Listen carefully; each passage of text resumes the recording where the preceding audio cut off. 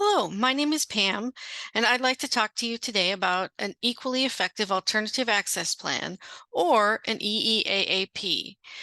And since that is really a mouthful to say many times throughout this presentation, I'm just going to call it an access plan throughout the presentation. What is accessibility? It is a civil right and a legal responsibility, and it is our job to ensure that all patrons have access to materials and information for their research and classroom work. The fact that up to 1 in 4 adults in the United States have some type of disability, sometimes those disabilities are not always easy to see. So this makes an access plan extremely important for the library to have so that we can get our patrons what they need.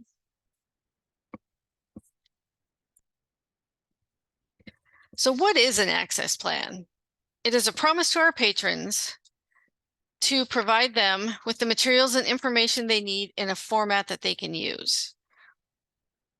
And it is extremely important to be able to have the tools that you need, and this access plan will help you get those ready for your patrons. So how did we get started at Albertsons Library? In the fall of 2017, the university started a process that was called the Software and Accessibility Review Board. And as a part of that, there is accessibility reviews. So for each of the resources that we actually submit to this process, we have to sign a software accessibility knowledge form, which acknowledges that we know that our resources are not all accessible. It requires the development of an access plan for not fully accessible resources.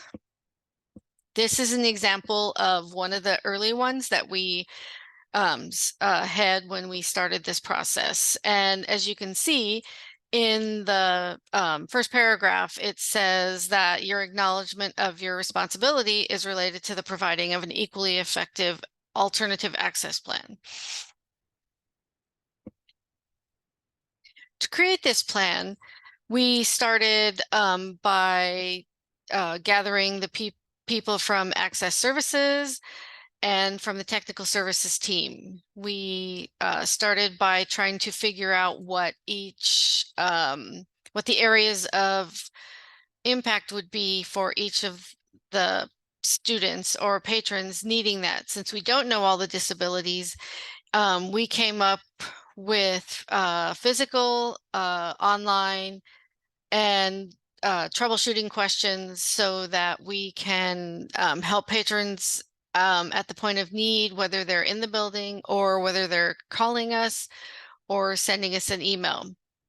I think the most important part of this is that so patrons get helped in a timely manner, that we assign 2 contact people, one in the access services team and one in the technical services team, so that through those 2 people, each patron was helped in a timely manner, because they then got the request for help to the right person so that that patron could get their needs. So we posted, once we got the document completed, we posted that document on our library's website so that our patrons could see that this was our promise to them, so that they would be able to see that we were going to help them in whatever fashion that we could to get them the materials. So that access plan is extremely important to be helping, and this is what it looks like from our website.